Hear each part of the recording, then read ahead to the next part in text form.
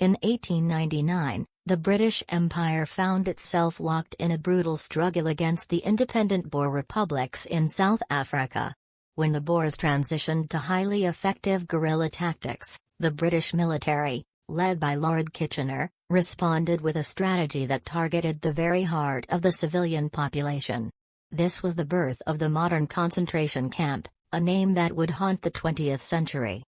To deny the Boer guerrillas food and intelligence, the British implemented a ruthless scorched earth policy. Soldiers burned thousands of farmsteads, salted fields, and slaughtered livestock. But the policy didn't stop at property. Tens of thousands of women and children, whose husbands and fathers were off fighting, were forcibly removed from their lands and herded into camps.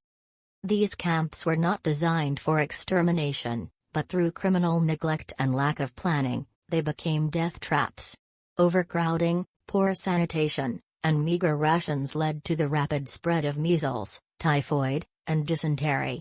By the end of the war, over 26,000 Boer women and children had died in these camps, more than double the number of Boer soldiers killed in combat. Often omitted from the history books is the fate of the black Africans caught in the crossfire. Thousands of black workers and their families were also swept up into their own separate, even more poorly resourced concentration camps. Their suffering was largely undocumented at the time, but modern estimates suggest at least 14,000 to 20,000 black Africans perished in these camps, victims of a war that was not even their own. The Second Boer War revealed a chilling evolution in wartime injustice, the use of mass internment of civilians as a deliberate military tool.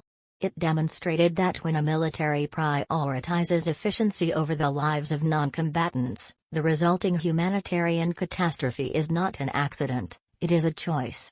This legacy of the camp would go on to shape some of the darkest chapters of the century to follow.